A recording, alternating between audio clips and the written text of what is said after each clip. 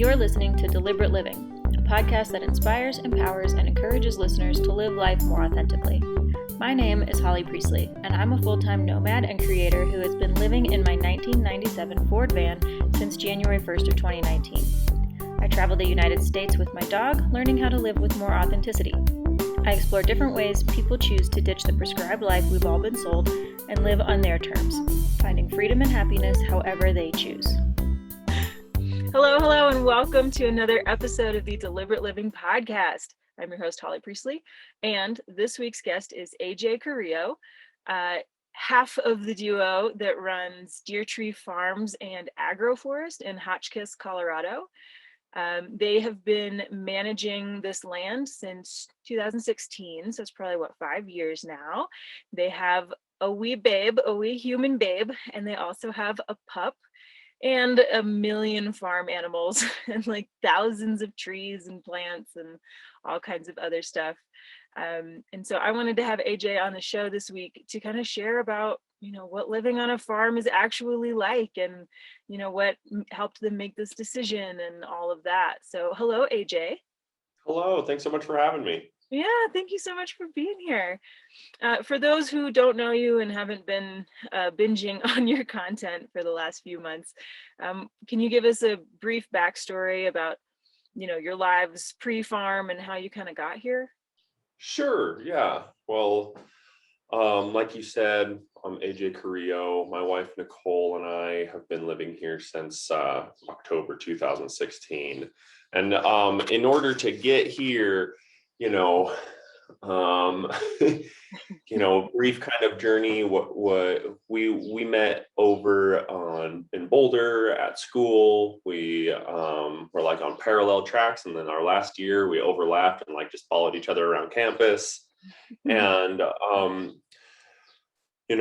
when I was younger, I really loved watching all those fields come in outside of Boulder. I loved gardening with my dad. I loved going to nurseries. My first job when I was 11 was watering trees. I just loved seeing things grow. And Nicole has always been really passionate about food. Her Sicilian grandma brought her into the kitchen when she was about 6 years old and just trained her up. She started cooking for the whole family by the time she was like 11 or 12, and then became a private chef and did event chefing. And both of us were in the restaurant industry, hospitality. And so when we got together, it was at towards the end of our college experience. And I was like, well, what are we going to do when we graduate? We weren't really sure. So I started working for her boss. I just started helping her boss at the assisted living that Nicole was managing. They had beautiful gardens, and I just started taking care of their gardens. And her boss became my first fairy godmother and was teaching me all sorts of things. And I was just like totally remembered how much I loved gardening. So Nicole and I started our landscaping business. We did that for a year. We were doing edible landscapes, ornamental, perennial foods for restaurants, for chefs, and for residential places as well. So that developed, and we've been doing that ever since. And the next year I started farming, and the way I got into that is that Nicole's like, well, we have some time since we graduated. Why don't you, volunteer, do something that you want, no pressure. And so I started farming, and then I'd come home with like 10 bags of turnips and be like, and so she would turn them into something amazing, and we eat turnips all week. And then we started chefing, catering events together and throwing parties together. And, I'd bring her food from the farms that I was working on, and she'd cook for the farmers or for weddings, and we'd run them together. And that was really the basis for what we discovered as like, hey, this could be really something where we not only cook and produce, we not only cook the food and make wonderful parties, but we also raise the food the way we want to, harvest it fresh, provide that kind of a service, and that I could grow it, give it to her, she could turn it into something amazing. And so that's really a big part of why we started looking to farm. When I started farming in 2013, I just got hooked. I just got totally hooked. Um, Again, just loved growing things, loved learning things, loved being with the baby plants and the soil and the processes. And really, my mentor, Rich Pecoraro, who's over at Masa Seed Foundation over in Boulder, he really was just such an inspiration. My other mentor, Joaquin Hirschman, these guys just lit me up completely. And so I just got fully on board with that. I was doing like full-time farming, part-time landscaping, part-time catering, and over time we just thought, let's give this a shot, let's give this a try, let's see if we can't make this work. Looked around the Front Range for about a year, just couldn't find anything that met our needs, so we started looking over here on the western slope and found our spot. That is awesome.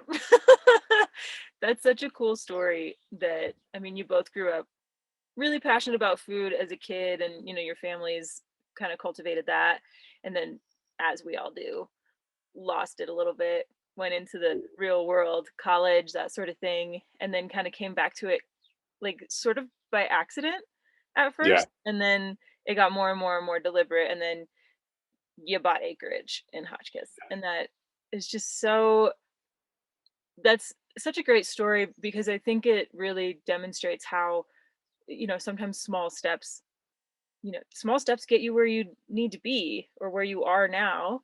When you Yeah. guys bought the farm that you're on, or started managing it, I guess there could be a difference there. Um, was there any part of you that was like, oh shit, what have we done?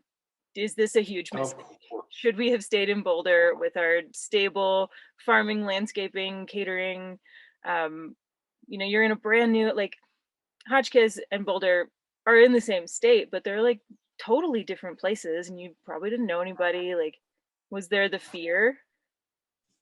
Absolutely. Oh my gosh. 100%. I mean, we moved away from everything that we knew. And I mean, we had close family and friends, community. We were really getting into a flow. And Mhm. so it was really like we didn't even want to look anywhere but the Front Range for the first year. And then finally it was like, well, let's just look around. And so we were really, felt like pioneers moving out here. We moved out here because there was water flowing and there wasn't as many people. Yeah. And it just seemed like a real opportunity to utilize that water and to get a little bit of some space. But I think uh, one of the really naive things that we did, and that a lot of young people in our kind of milieu do and have done, is we showed up with that optimism and that heartfelt experience that we've had up to this point, and we're like, we're just going to figure it out. And so we didn't really have a plan. We had a bunch of ideas, but we didn't really have that business plan in place. We didn't have those enterprises laid out. We didn't have the finances figured out ahead of time. We didn't have our marketing scheme figured out. We didn't have our customer base dialed in. We didn't have our distribution delivery. We didn't know what we were processing. We didn't know any of that. Yeah. And that's all really important to have a viable business. Yeah. And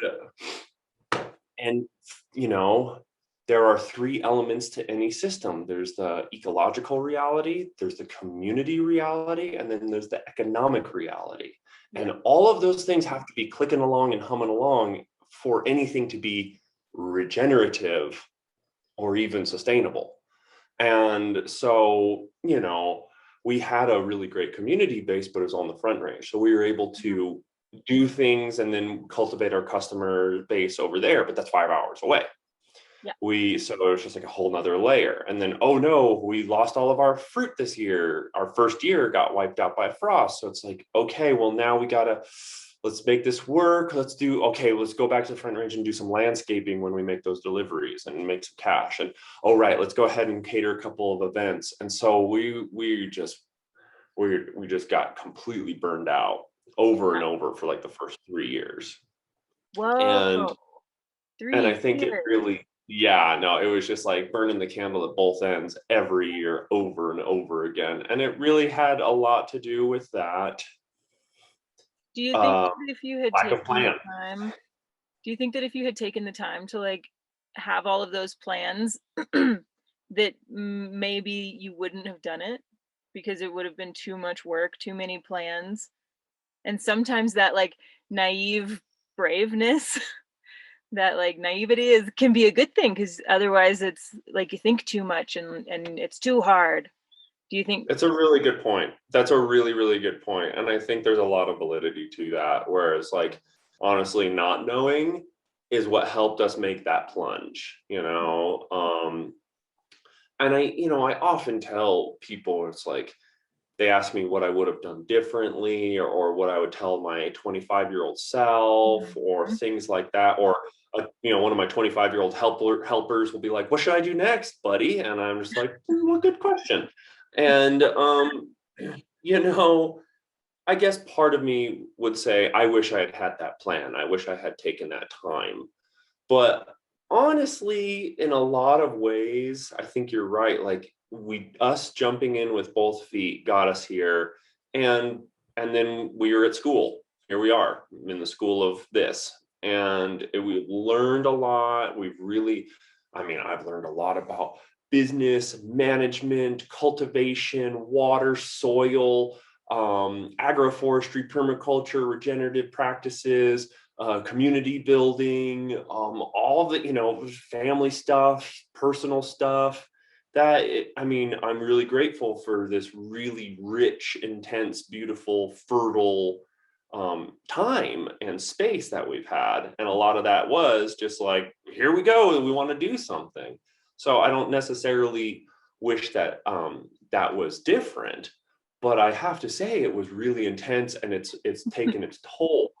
And so when I think about, my younger self or younger people, it's like, yeah, you can totally do that. But you could also, I don't know, look around for someone who's already doing what you think you want to do and see if you can help them for a season. See if you can learn from them from a season. Ask them how they run and manage their business. Look at their leadership skills and how they communicate with you and how they teach you. And if you like that or if you want to do it differently, try to get some hands-on experience without having a mortgage, you know, Yeah. without having bills to pay, Yeah. travel around before you have all these responsibilities.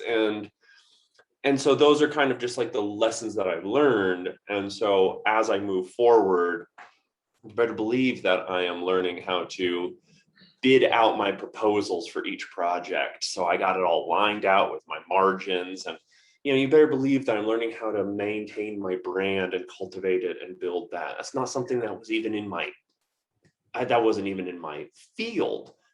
And so I appreciate your question. Like, yes, I feel very grateful that we did just jump in. And part of the reason we didn't plan is because I didn't know what to do and I didn't really want to, You didn't know what you didn't know.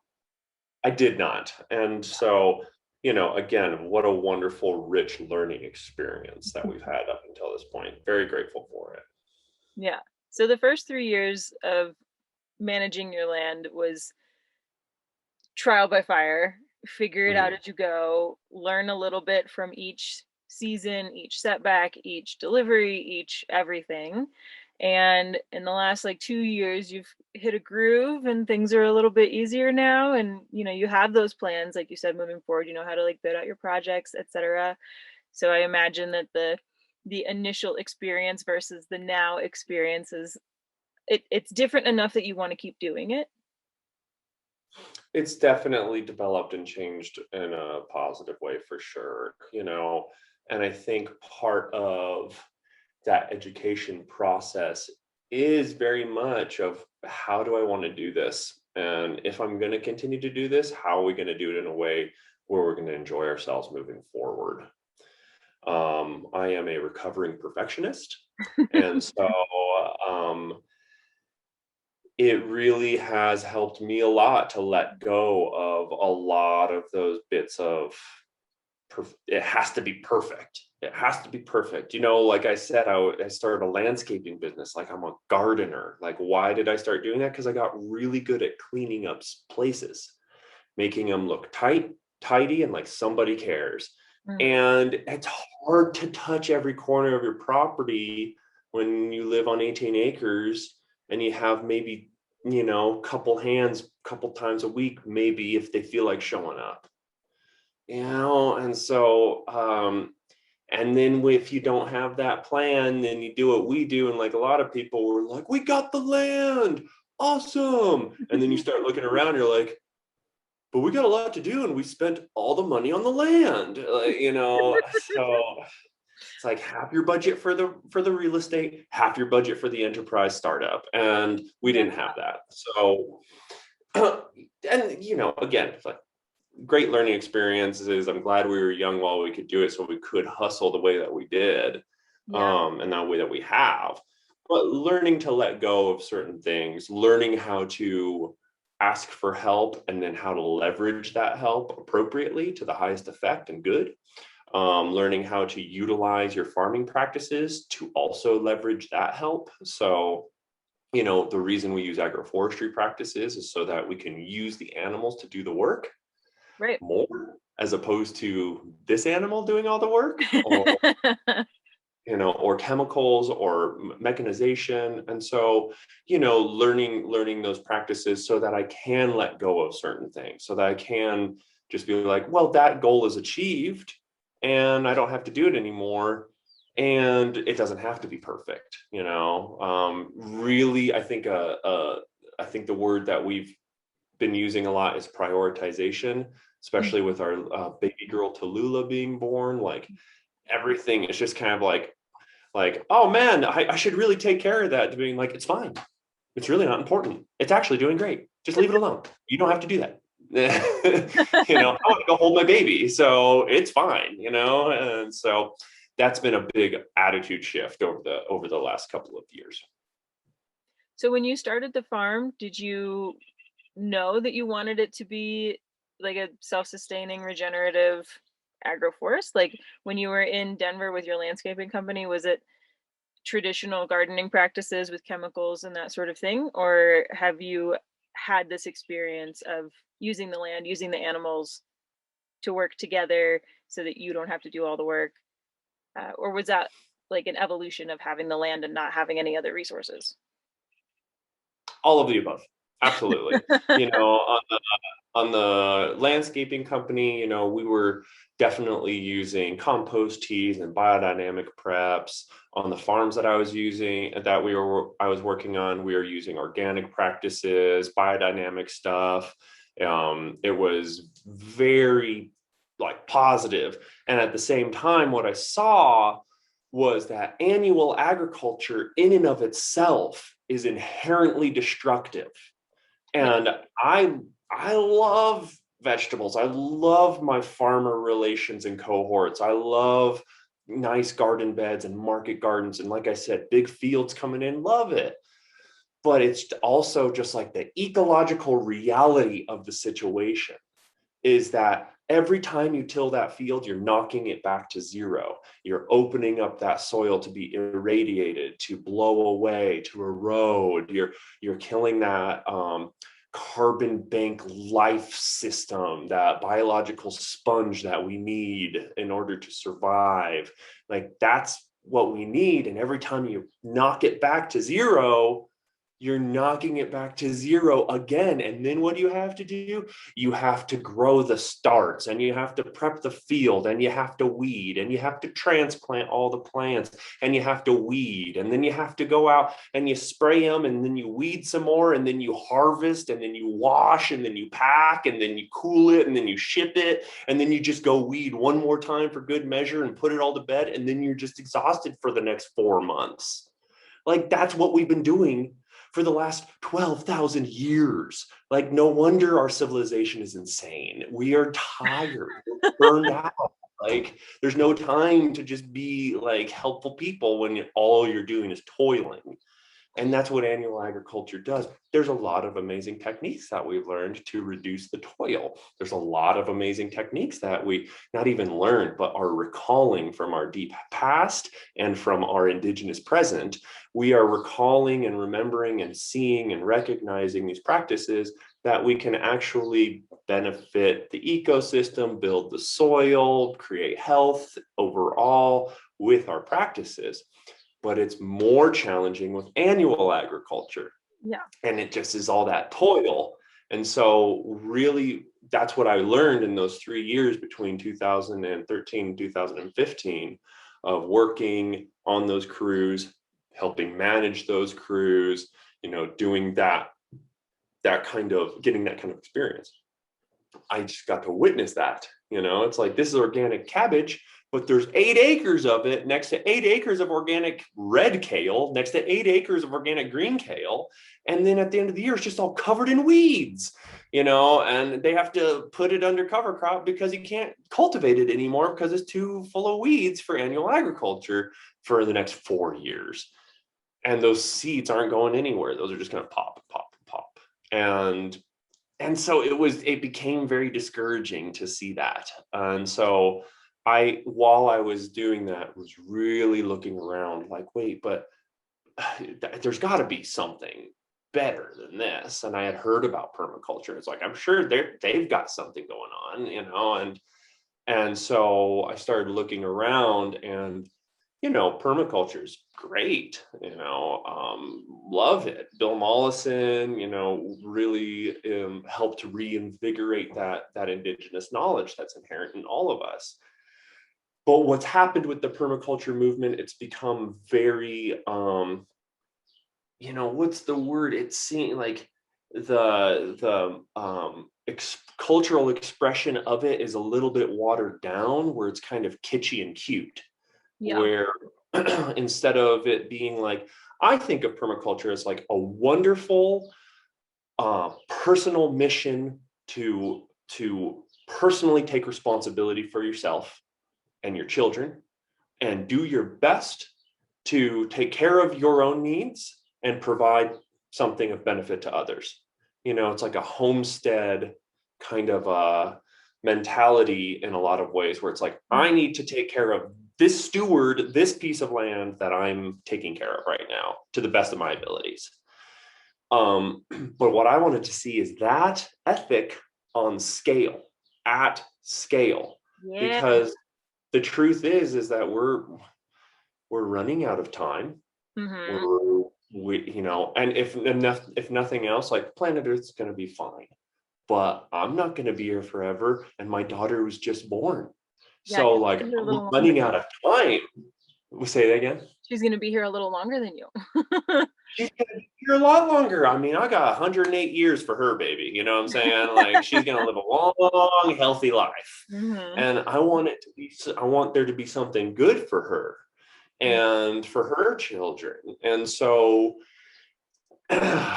we have to restore our ecosystems, regenerate, restore, rehabilitate the things that we have influence over. Basically have to revegetate as much of the planet as quickly as possible with the things that we need, not just to survive, but to thrive now and on into the future for many generations to come. That's what we have to do fast. And we're not going to do that in our suburban yards, one person at a time. What we need are larger landscapes being put under cultivation. Mm-hmm. So there's a couple of ways of approaching that. And one is through, and the most like direct route is through agriculture, large scale industrial mechanized agriculture. And when I first discovered who was doing that, I was blown away that anyone was doing it, first of all, and then to see that it was really working. I watched the documentary Inhabit, and really inspiring, really great, really awesome. And then Mark Shepard comes in at the end. He's got 110 acres of chestnuts, which is a staple carbohydrate, and hazelnuts, which is a staple protein and oil. And together they make a staple food, survival food. And then plums and apples and pigs and chickens, and it's like all working together. And I was like, oh, wow. Yeah, that's what we want. That's what we need. And so really coming to this farm was, okay, let's try to do this. Let's try to do that. Let's try to figure out those patterns and apply them to this piece of land on western slope of Hotchkiss, Colorado, up on Rogers Mesa, with the kind of soils that we have, with the kind of waters that we have, with the kind of winds that we have, with the kind of heat and drought that we have. How can we apply those patterns appropriately and adequately to this piece of land? And that's what we've been striving to figure out this whole time. Yeah, I love that. I think it's so important. And also, so many people don't know about it, right? We all know about climate change. We all know, well, most of us know about climate change. And we know about, being a meat eater is like bad for the world. And I mean, traditional agriculture, it is. But the way you're doing it, it could be a lot more sustainable. And I'm a huge documentary fan myself. And so watching a lot of these documentaries can be kind of depressing, because so many of them are like, this is bad, this is bad, this is bad, this is bad, we're all gonna die. And then like maybe they have like 5 minutes of like, here's how we fix it. And some of the best documentaries out there do have like a regenerative agriculture component to them. And they're like, this is bad, but here are all the ways we could fix it. And it's a lot more inspiring. And so it makes you feel like you can actually make a difference.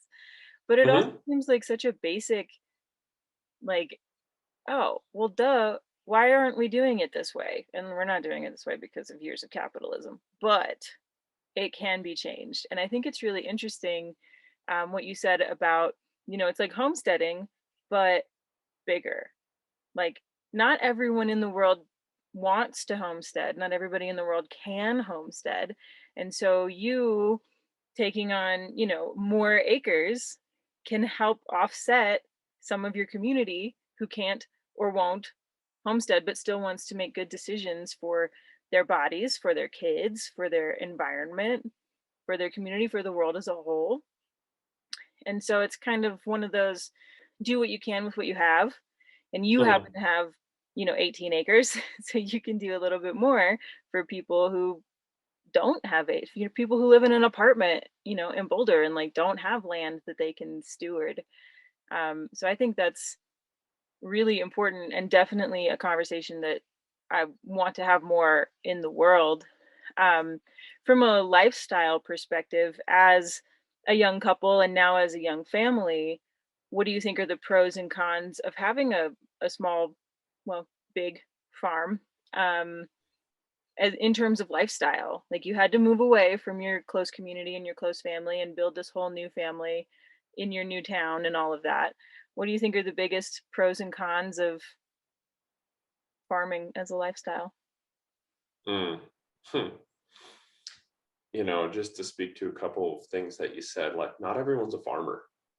And that's fine. Not everyone's an accountant, but God, I'm grateful for mine. Yeah. Yeah, it's like not everyone's everything. No one's everything. Everyone is good at the things they're good at. And I just always want to encourage people to really capitalize and focus on the things that they not only are good at, what's the skill sets that are in their wheelhouse, but which they love and enjoy and are really passionate about. And so therefore it's like, yeah, not everyone has to homestead, not everyone has to get big acreage. And at the same time, if you have a little suburban plot, that means something, because that is a piece of land that you can steward. If you only have access to the median in your neighborhood, that is the potential. There is potential right there to regenerate and restore the soil on that piece of ground right there and create ecosystem services that will be of benefit to the whole, including you, yourself, and your family. So I just, I really like landscape restoration. I really like big ag. but I'm not about to go buy 2,000 acres. I'm not about to, I'm not about to do that. And I'm also not going to focus on the median right now because I got a bigger fish to fry. But I'm just saying all of it is valid if Yep. you apply yourself in that hopeful, optimistic, and designed, intentional, integral way. And so when it comes to lifestyle, that was a big reason why we moved here is, we were looking for, my buddies like, I want that permaculture lifestyle, man. And I'm like, me too, absolutely. And what is that we're looking for? It's like, we're all looking for the same thing. We're looking for the good life. We're looking where we can do what we love to do and that it is beneficial to our home place, the earth, to our family, our community, and our loved ones. And it's making us a profit. What is a profit? All of your expenses are paid for and you've made $1.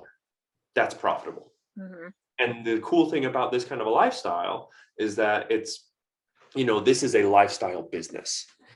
People are a part of our brand is our lifestyle, and so I get to share things about, our life and how we get to enjoy seeing these sorts of things come in and the beauty of that. I get to share that with people as part of our brand. It's part of the lifestyle we get to enjoy, the beauty we get to walk in. And it, that beauty comes at a cost. Nothing is free. And so in order to experience that, there's a number of ways in order to experience that. The way that I am trying to cultivate more and more is a design-based approach. And the way that you can get what you're looking for is to first figure out what that is. Define it, write it down, express it, clarify, and really come to understand what it is that your vision for your life is, for your personal self, for your future. Therefore, what is your mission in order to make that northern star become bigger and get closer and come to light and come to life? If you have your mission, then that orients your goals very, very clearly. If I am trying to achieve this up here, then I need these 3 things to be in place in order for the foundation to help lead me there. And then your smaller goals become, and so you really have to have that pyramid approach. And I mean, you can find that same pattern in the E-myth, the entrepreneurial myth, why most small businesses fail and what you can do about it. You can find the same approach in the 7 habits of highly effective people. Yep.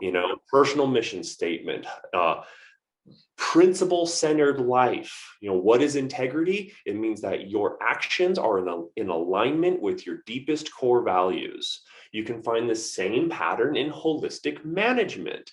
What is holistic management? It is a decision. It's a decision-making armature framework. It is how do you make decisions in a way that will help you achieve your mission and your vision. And so I really like, I've learned about holistic management while I've been here. And people think, oh yeah, holistic management, it's rotational grazing. And it became very clear it's not. It's really not. That is a tool and a technology that we can apply to a landscape. But ultimately, sometimes I'm always flattered. People are like, AJ, what should I do with this land? I got land. And I was like, I don't know. What are your core values, your dreams, your hopes, your deepest fears? Tell me. They're like, oh, I thought you were going to say like pastured poultry. And it's like, no, I mean, like, it's cool. What are you going for? And that's been a real sharp learning curve for us because we're like, we want to farm. And then we're like, well, farming's a lot of work. So what else do we want? Like, I want to farm. I also want to like go on vacation every once in a while. Like, I also want to like sit on the porch for a few minutes and not be like totally tweaked out because the chickens need water, So really having what Alan Savory calls a holistic context. Mm-hmm. And that includes what does your future resource base need to look like in order to maintain the vision that you have for your life? What are the quality of life statements that you have? What are the ecological realities of your context. What's the financial reality? Who are the decision makers and the people with veto power in your situation? Get all of that laid out very, very, very clearly. And again, like get it put together into a little document that you can share, that is bound. It's like, your honors thesis, you're going to give it to your professor or a bank or a set of investors. You have it figured out. And so it's not just, it becomes much bigger than just your farm vision. It becomes your life. Has, you're figuring out what your purpose and your mission is for yourself. And then you figure out how your business interacts with the land or the real estate in a way that helps achieve those things in the long term. And that's the kind of framework that we need, because we're dealing with complex, interconnected living systems. We're not dealing with machinery. We're not dealing with complicated things that you push the button and it should go like this. Oh, I pushed the button and it didn't. I mean, I can fix it. There it is. It's fixed. Now it's fixed. It does this again. Like, complex systems don't work like that. They're not mechanical. They have emergent properties. And the issues that plague our ecological systems, political systems, economic systems, social systems are plagued by what's called wicked problems. That's a technical term where you try to solve that problem. It is. You try to solve that problem. And you're like, great, all I got to do is do this fix. And then like 6 other things shatter behind you. And you're like, whoa, whoa, whoa. It's called a cascading effect. Yeah. Because they're interconnected. So having this holistic kind of a framework helps you stay oriented as you're buffeted by the winds and the waves. And so every time something comes up, the whole process is, okay, I made a plan and now I've executed that plan, but now I'm observing what's happening when I apply the energy that I apply to the land. And then I see, am I achieving my goals? And if you're achieving them, great. Keep working that direction. And if you're not, great. Readjust and try some more. And so it's a very open, fluid, clear method of achieving your life's dreams. And so that can be applied to anything. That can be applied to any lifestyle that you want to lead. And I think it's just even more potent in agriculture because we're stewarding land. Yeah. And there's a lot of, like you said, complexity and nuance and things that are affected by things you can't see or you can't predict, you can't solve for just one issue. That's right. So, That's right. it's So the lifestyle becomes, the lifestyle is a lot, right? Because you got to juggle it. There's a cost. But I think, like, to answer your question, like, we want that lifestyle, we want that good life, but that's going to take some serious upfront work. Right. I think that's a really good summation of the pros and cons. Like, the pros are we get to live, our dream life, our good life, like what we have defined as our good life. And the cons are we got to get there. Like, it's not just going to show up. We have to actually do work to get there. And I think that's true of any lifestyle. Yeah. Anything, like, if you want to live in a van, it's a good lifestyle, but there's a lot of like challenges and complications and things you have to do to get there. And so, yeah, I think that's a really good reminder for anybody, regardless of if you want to live on a farm or not. Yeah. I imagine you have future plans for Deer Tree Farms. Do you want to share a little bit about what those look like and where you want to go from here now that you've hit your stride? It's amazing what having a child will do to your plans. A friend of mine said, yeah, children are obliterating. They come in and they just obliterate everything you thought about yourself and your life. And I was like, Totally. So, I think that, and by that I mean it's just one big bundle of blessings Of that course. just shakes everything up in a way that you cannot foresee in at all. And so, the ways in which we are burning the candle at both ends, like I can't do that anymore. I don't want my daughter to see that, and I don't want to be stressed out and tired, and I want to be able to like hang out with her and play. And so that means I have to make some changes, so continuing to develop down the road is certainly the track that we're going. um, some exciting things that we've done this year is I've put up a website, an online store, at deertreefarm.com. I've really been enjoying that. Just the ability to streamline some of my sales, ability to reach out to people and share our message a little bit more. That's been really positive. We broker for a lot of our other farming cohorts as well. So Oh, that's cool. I'm coming to a place where I don't have to grow it all. Again, not everyone has to farm, and not everyone has to farm everything.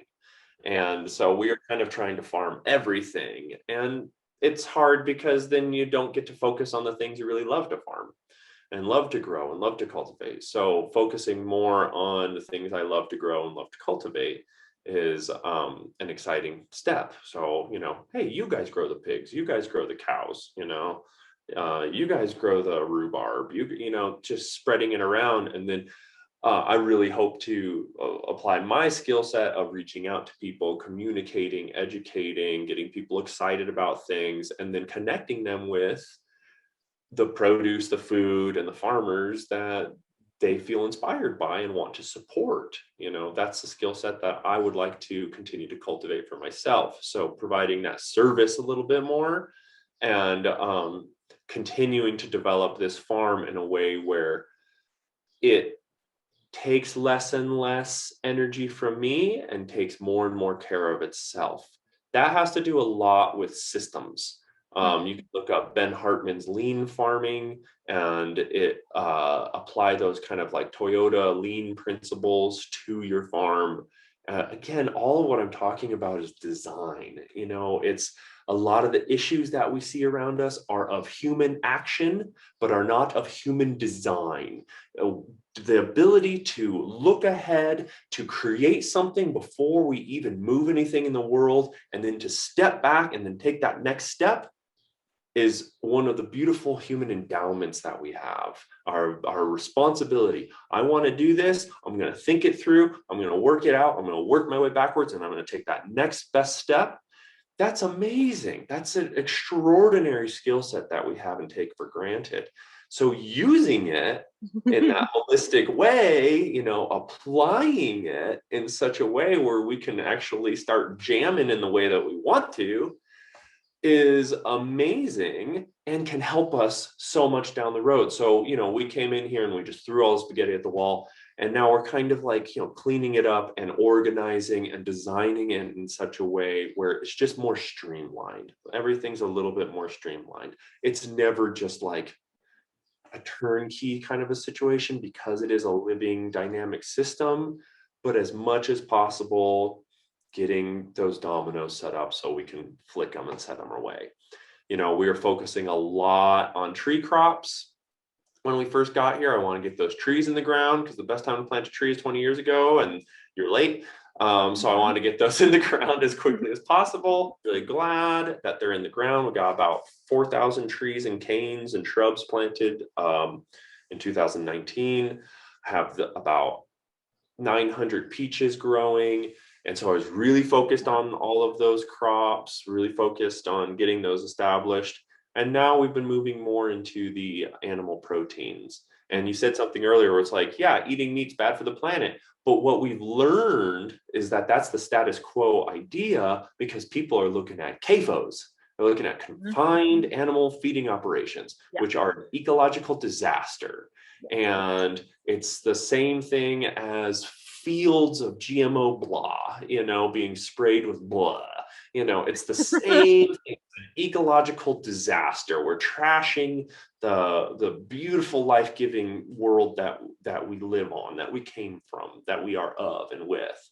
And so adjusting that and looking at how nature works and looking at how it was before we got confused and lost our way, we can see that these landscapes were managed by especially brittle landscapes like this one, grasslands, Yeah. things like that, with a very concentrated amount of moisture throughout the season and then dry throughout the rest of the season. Yeah. Animals, large herds of animals being pushed around by pack predators on the constant move.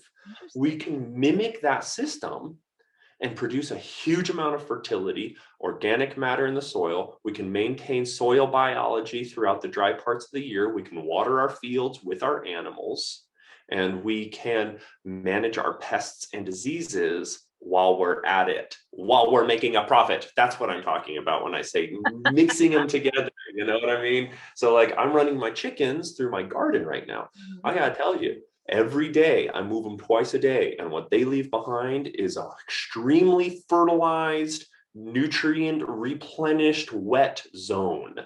And so it's really great to see all of that, because they're doing something positive. They're eating all of this stuff. They're eating bugs and cleaning up and sterilizing the landscape. And then I get to eat them and share them with my community, and they were healthy and well, living good lives. That's that can be applied to any animal in an agricultural system that we use. We can apply them really well. So we've moved more towards the animals, letting our animals work for us more, getting those systems tuned up so I don't have to work as much. It's a constant adjustment. I think more and more as that gets tuned up, and I get a little bit more time. Another adjustment is getting more help. Again, you need to have that online store and that market so that I can afford the help, so that I can do more things that I want to do. It's all And part of interdependent. what was that? It's all very interdependent.